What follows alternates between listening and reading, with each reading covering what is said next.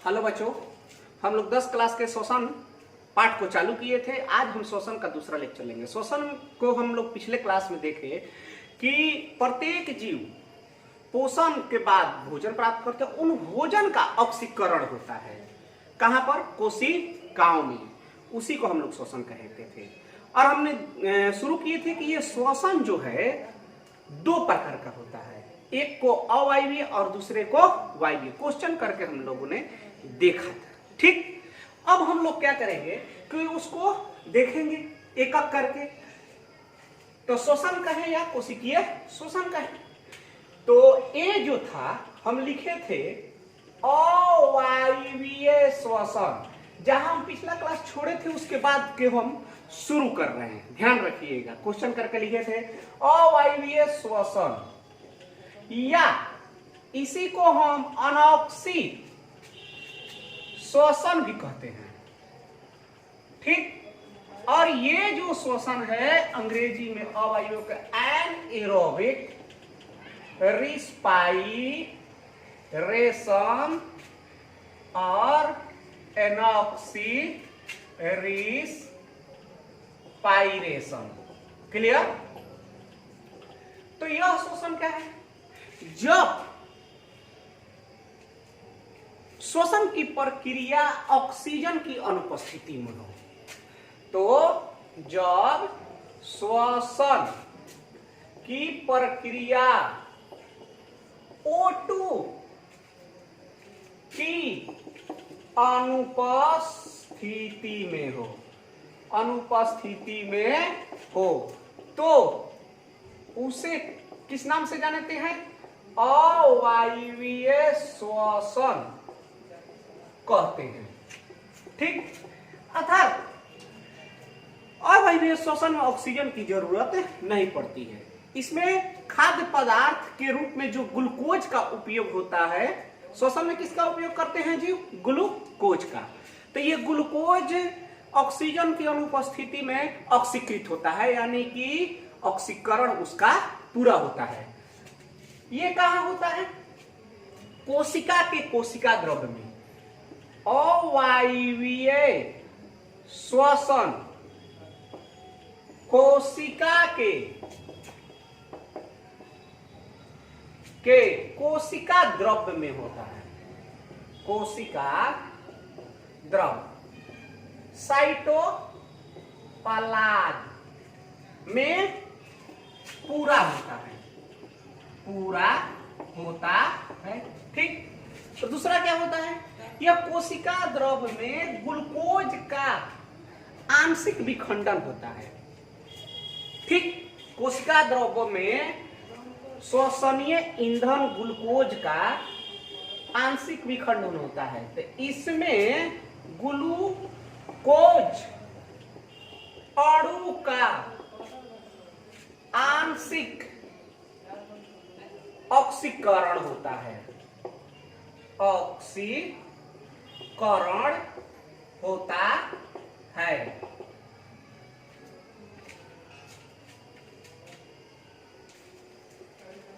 क्या होता है? जैसे यहां पर एक अवायवीय जीवाणु है।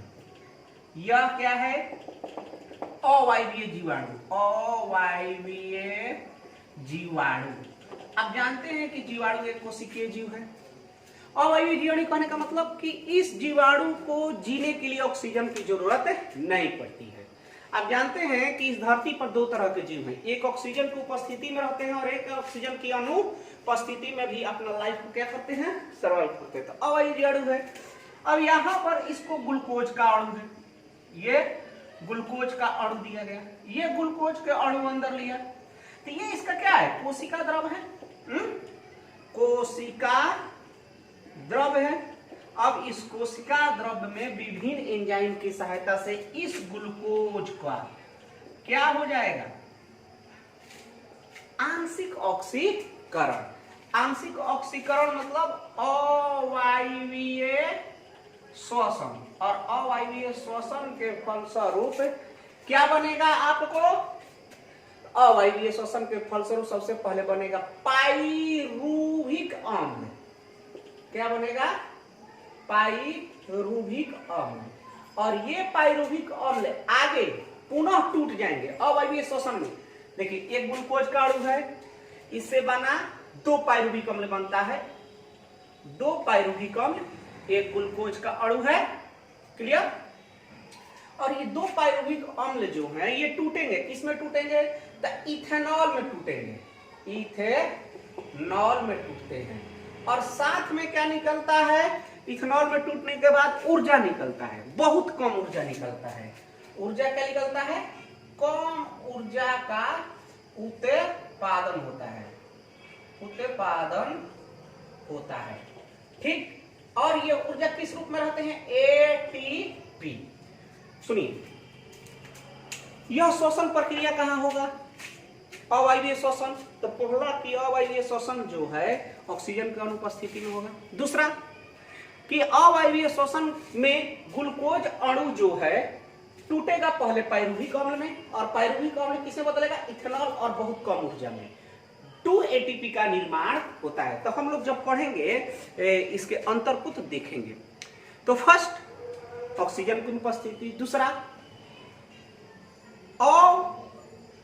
आंशिक ऑक्सीकरण प्रक्रिया, ये सारी चीजें देखने को होती है। और अवायवीय टोटल प्रक्रिया कहां पर होती है, कोशिका द्रव में। और ये कहां मिलता है हमको, जो जीवाणु हैं उन अवायवीय जीवाणु में देखने को मिलता है, अर्थात जो जीव अवायवीय श्वसन करते हैं उनमें यह प्रक्रिया देखने को मिलता है। इसका एग्जाम्पल हम अवायवीय जीवाणु लिख सकते हैं, ईस्ट लिख सकते हैं, सबसे बेस्ट एग्जाम्पल है ईस्ट।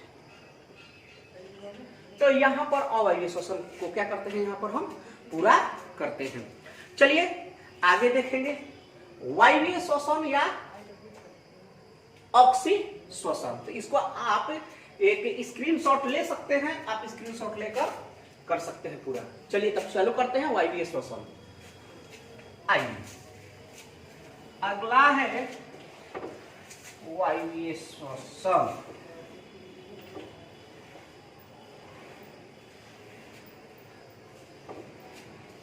एरोबिक रिस्पाइरेशन। तो देखिए बी कौन सा है, वायवीय श्वसन, और इसी को हम लोग कहते हैं ऑक्सी श्वसन भी कहते हैं, क्लियर बउआ। अर्थात अवायवीय वायवीय श्वसन को एरोबिक रिस्पाइरेशन और ऑक्सी रिस्पाइरेशन के नाम से जानते हैं। इसे साबित होता है कि यह श्वसन प्रक्रिया कहां होगा, वायु की उपस्थिति में होगा। यह प्रक्रिया जो है वायु की उपस्थिति में होगा। तो जब श्वसन की प्रक्रिया, जब श्वसन की प्रक्रिया O2 की उपस्थिति में हो तो उसे क्या कहेंगे, वायवीय श्वसन कहते हैं, वायवीय श्वसन कहते हैं, क्लियर। ठीक, इसका अर्थ ये हुआ कि अवायवीय श्वसन कहां होगा, जो जीव ऑक्सीजन की उपस्थिति में श्वसन करते, कोई भी प्लांट हो, कोई भी जंतु हो, वो अमीबा ही क्यों ना हो, या हम मानव के शरीर की प्रत्येक कोशिका हो, तो ये ऑक्सीजन की उपस्थिति में होता है। और इसमें क्या होता है, ग्लूकोज अणु का पूर्ण ऑक्सीकरण होता है। इसमें ग्लूकोज अणु C6H12O6 का पूर्ण क्या होता है, ऑक्सीकरण होता है। ठीक, और अगला प्रक्रिया ये कहां होता है, तो ये हमारे सबसे पहले यानी वायवीय श्वसन जो होता है सबसे पहले कोशिका द्रव में होता है, फिर उसके बाद माइटोकॉन्ड्रिया में होता है। तो वायवीय श्वसन यानी एरोबिक रिस्पिरेशन दो जगह में पूरा होता है, दो जगहों में पूरा होता है। 30 रुपए के है, 30 रुपए के। तो अवायवीय श्वसन को चलो चलो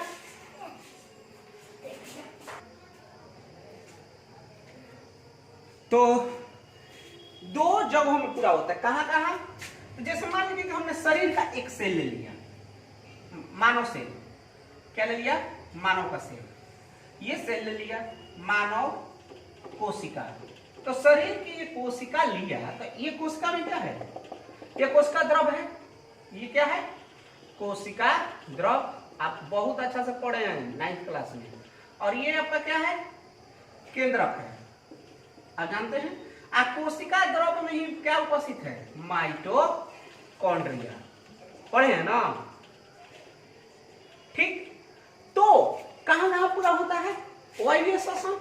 तो पहला जगह है आपका कोशिका द्रव। क्लियर? कोशिका द्रव। और दूसरा जगह है कहां पर? माइटोकॉन्ड्रिया। क्लियर? तो सुनिए, वायवीय श्वसन ऑक्सीजन की उपस्थिति में होगा। इसमें ग्लूकोज अणु का पूर्ण ऑक्सीकरण कैसे होगा हम लोग देखेंगे।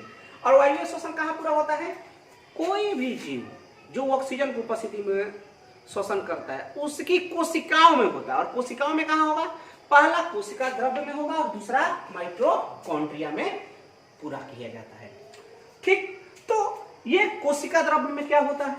तो वायवीय श्वसन में सबसे पहले जो ग्लूकोज का अणु है क्या होता है? कोशिका द्रव्य में जो ग्लूकोज का अणु है वो टूटता है पाइरूविक अम्ल में। एंजाइम की उपस्थिति में वो टूटता है किसमें? पाइरूविक अम्ल में। तो फर्स्ट में वो कोशिका द्रव्य में वायवीय श्वसन का पहला चरण होता है।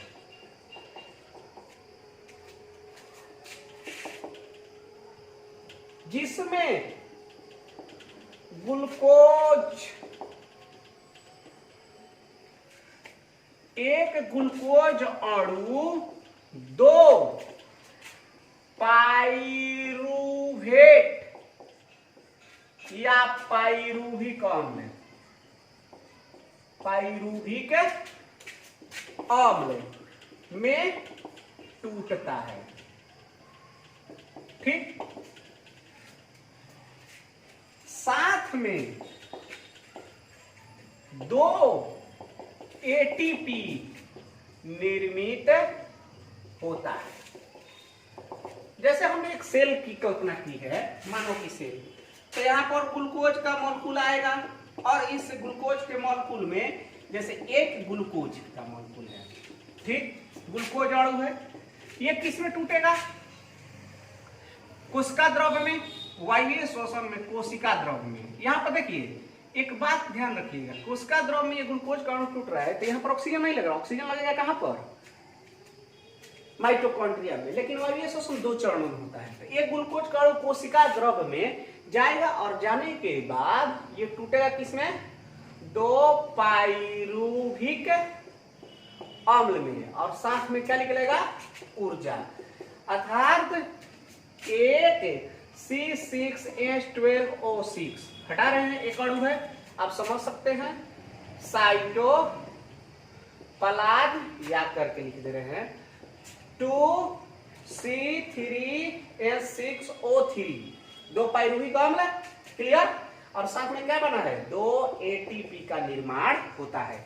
तो पहला वायवीय श्वसन प्रक्रिया में सबसे पहले ग्लूकोज अणु का पाइरूविक अम्ल में टूटता है विभिन्न एंजाइम द्वारा। इसमें कोई ऑक्सीजन की उपस्थिति नहीं होती। जिस प्रकार से अवायवीय श्वसन में ऑक्सीजन नहीं चाहिए, उस प्रकार भी वायवीय श्वसन में पहला चरण में जो कोशिका द्रव्य में हो रहा है ग्लूकोज का ऑक्सीकरण, ये कम एटीपी बनता है और कोशिका द्रव्य में ही टूटता है। अब देखिए, अर्थात कोशिका द्रव्य में वायवीय श्वसन के दौरान कोशिका द्रव्य में ग्लूकोज का क्या होता है, आंशिक ऑक्सीकरण होता है। इसका कहने का अर्थ है कि वायवीय श्वसन के दौरान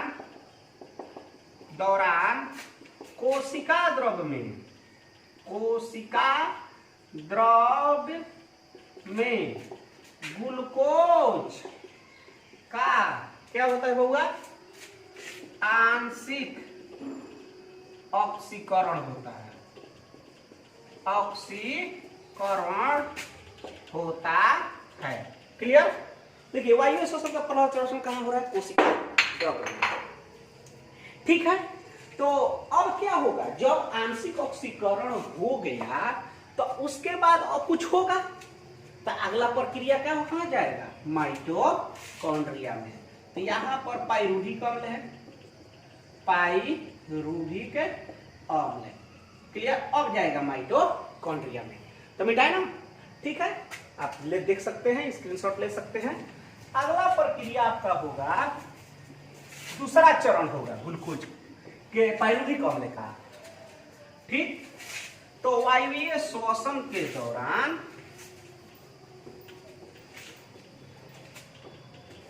दूसरा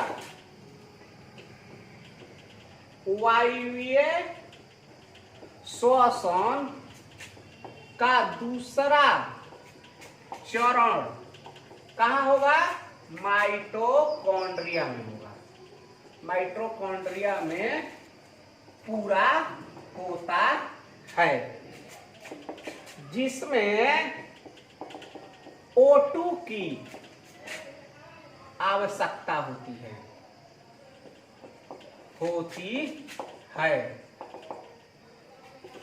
अतः माइटोकॉन्ड्रिया, बउआ माइटोकॉन्ड्रिया क्या करता है, O2 की उपस्थिति में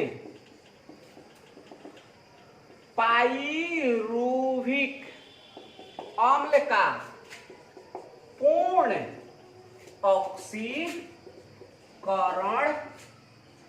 करता है।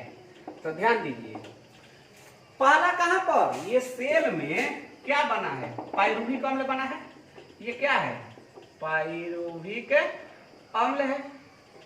और देखिए तो पाइरूविक अम्ल जो है यहाँ पर माइटोकॉन्ड्रिया है, माइटोकॉन्ड्रिया पाइरूविक अम्ल को ले लिया और साथ में किसको ले लिया है, ऑक्सीजन को ले लिया है।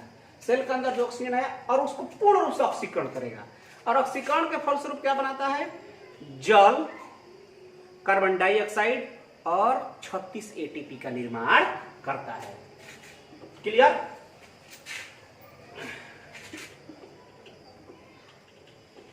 पाइरूविक अम्ल का पूर्ण ऑक्सीकरण के फलस्वरूप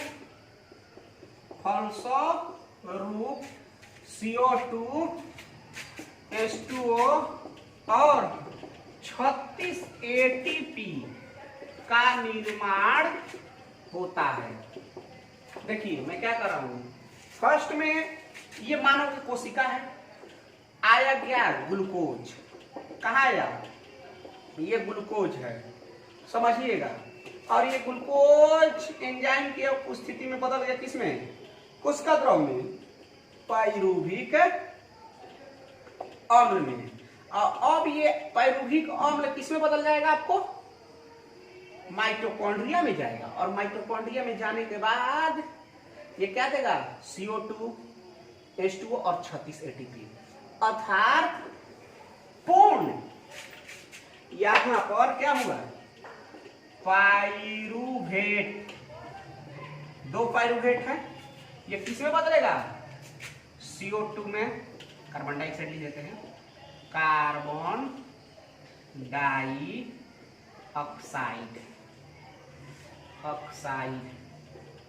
ठीक, प्लस जल और अत्यधिक ऊर्जा,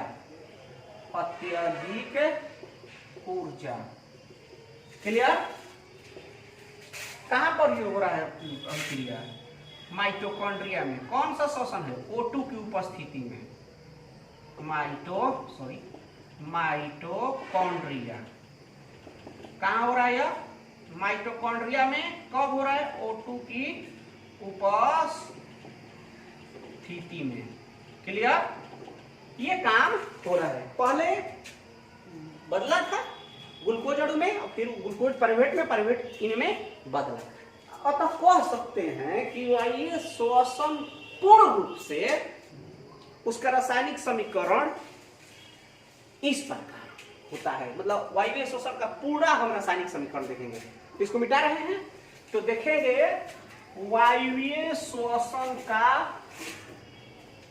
रासायनिक समीकरण। तो देखते हैं। अतः वायवीय श्वसन का रासायनिक समीकरण कहां पर? कोशिका में। सभी जो भी ऑक्सीजन की उपस्थिति में श्वसन करेगा वो सब में। तो लिखते हैं C6H12O6, एक ग्लूकोज का अणु, ठीक। यहां पर क्या लिखेंगे? कोशिका द्रव क्या बना? C3H6O3, कितना बना? 2। अब यहां पर क्या होगा? माइटोकॉन्ड्रिया, ठीक। और ये माइटोकॉन्ड्रिया क्या होगा बउआ? O2 की सॉरी 2 ATP प्लस 2 ATP। अब यहां कहा जाएगा? माइटोकॉन्ड्रिया। कहां पर? O2 की उपस्थिति में। तो उपस्थिति का बनेगा? यहां मैं लिख रहा हूं CO2 plus H2O plus 36 ATP। अथवा करके मैं इसको लिख सकता हूं। क्या लिख सकता हूं? C6H12O6। डायरेक्ट लिख दूं क्या? वायवीय श्वसन, ठीक। यहां पर क्या लिख दूं? O2 की उपस्थिति। अर्थात तो वायवीय श्वसन के दौरान क्या बनेगा? CO2 H2O। अब बताइए 36 गो ATP कहां बना है? माइटोकॉन्ड्रिया में। और 2 गो ATP कहां बना है? कोशिका द्रव्य में। तो बताइए कुल कितना होगा? 36 और 2 38 ATP, ठीक। तो ये आप ध्यान रखिएगा। तो एक पूर्ण वायवीय श्वसन के दौरान ग्लूकोज अणु का पूर्ण ऑक्सीकरण होता है, जिसके फलस्वरूप कार्बन डाइऑक्साइड H2O और 38 ATP का निर्माण होता है। नोट में हम पॉइंट लिखवा देंगे, ठीक। तो बेटा इसको थोड़ा सा हम क्या कर सकते हैं? इसको हम बैलेंस कर देते हैं। बताइए 6 लिख दें यहां पर, क्योंकि 6 गो C है, 6 गो C हो गया। फिर यहां पर देखो तो क्या लिख दें? 6H2O लिख दें। अब बताओ तो कितना है? कार्बोहाइड्रोजन 12, 6 दूनी 12। ऑक्सीजन देखो तो 6 दूनी के 12, अब 12 6 18, ठीक। 6 दूनी के 12, 12 6 18। यहाँ गड़बड़ हो रहा है क्या? या सॉरी O2 की उपस्थिति को यहाँ पर मैं ये कर रहा हूँ, इसको मैं पूरा कर रहा हूँ। C6H12O6 plus O2, clear. यहाँ पर क्लियर कर रहा हूँ। तो अब ये देखो तो 6, यहाँ पर 6 लिख दो क्या? 6 दूनी 12, 6 18, पूरा हो गया समीकरण। तो ये रहा आपका अवायवीय और वायवीय श्वसन। अब इनसे संबंधित है क्या आता है? एग्जाम में अंतर आता है कि वायवीय और अवायवीय श्वसन के अंतर को लिखें। तो अगले क्लास में मैं आप लोगों को बोल दूंगा और उसको अपने कॉपी पर राइट, जो भी मैं पढ़ा रहा हूं 10 क्लास को अपने कॉपी पर राइट डाउन करते रहिए। और फिर मैं एक और बात बोलना चाहता हूं कि आप लोग को पीडीएफ में क्वेश्चन आंसर चला जाएगा। घबराने वाली बात नहीं है, कुछ बच्चों को समझ में नहीं आएगा तो बार बार इसको अपना वीडियो देखिए, और वीडियो देखने के बाद आप क्या कीजिए, उसको राइट डाउन कीजिए, लिखिए, और कॉपी किताब को भी देखते रहिए।